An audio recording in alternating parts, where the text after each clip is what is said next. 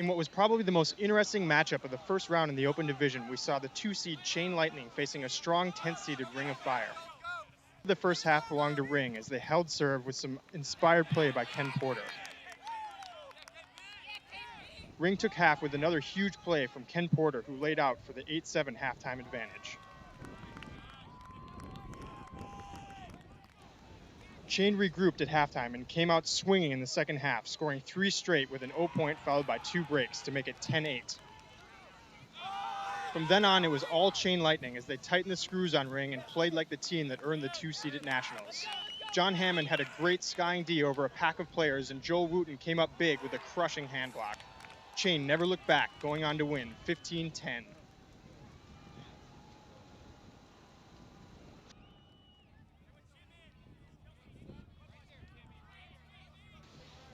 In other Round 1 B-Pool action, we see defending champs and national staple Jam facing the Central Region's Mad Cow, who's making their first appearance in Sarasota. Unfazed by the circumstances, Mad Cow showed they were here to play as they surprised Jam's O by breaking them on the first point to go up 1-0. Mad Cow would keep it within 2 or 3 the rest of the half as we see a nice offhand backhand from Jared Payne to Kevin Ryan to make it 5-3 Jam. Bart Watson would show his seemingly effortless throwing prowess with a nice step-out forehand to Jim Schittler. In the second half, Mad Cow just wouldn't go away, and here we see a nice D by Isaac Jeffries.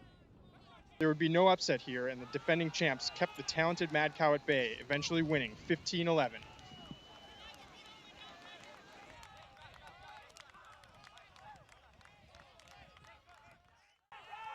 In other second-round B-Pool action, we have 2008 finalists and third-seed overall Ironside squaring off against newcomers to Nationals 14th-seeded Street Gang from San Diego. Street Gang pulled to start the game and surprised Ironside with a break to go up 1-0, then again to find themselves up 2 breaks early. Ironside finally got on the board as their offense got on track to make it 2-1. Early in the second half, Ironside was able to slow down Street Gang's offense, and Seth Crockford's catch D gave Ironside a much-needed break to get within 2.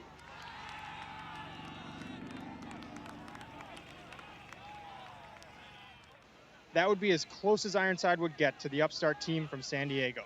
Everything was working for Street Gang, and Ironside seemed always a step or 2 behind. Street Gang pulls off the shocking upset over Ironside. Street Gang wins 15-11 and play Bodie for a shot at Power Pools.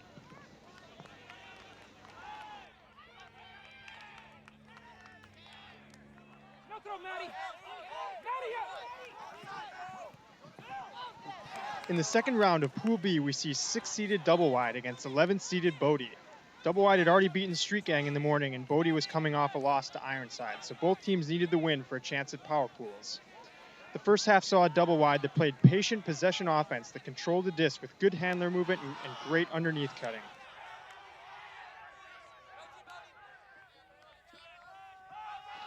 Kieran Thomas was dominating for Double Wide in the lanes, getting unders at will and a great skying grab that led to a 13-9 Double Wide lead.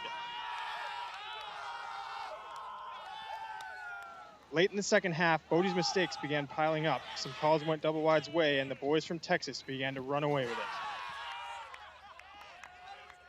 Chase Hudson played particularly well in this game, leading Double Wide to a resounding 15-10 win to go 2-0 into their third-round matchup with Ironside.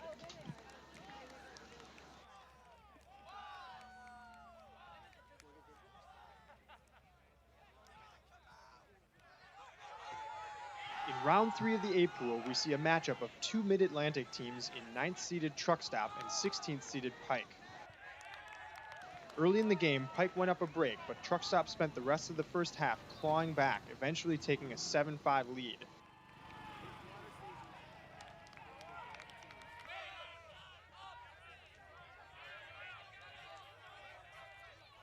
Pike then ran off 2 in a row to tie it at 7s.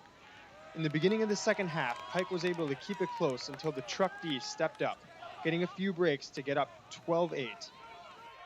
All game, Truck Stop seemed frustrated with themselves despite being in control most of the way, but the win propelled Truck Stop to the Friday Power Pools with a 2-1 record. Final score of 15-11.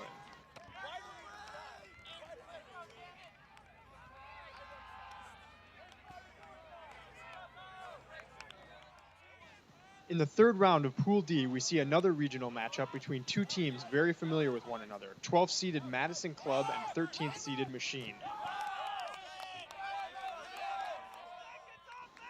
Machine's experience in Sarasota and steady offense earned them an 8-6 halftime lead. The rest of the game would be a dogfight.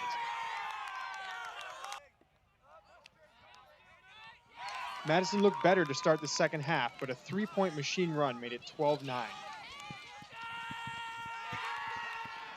At this point, Madison dug deep and found their fire. Madison makes a great grab for the comeback 17-15 win.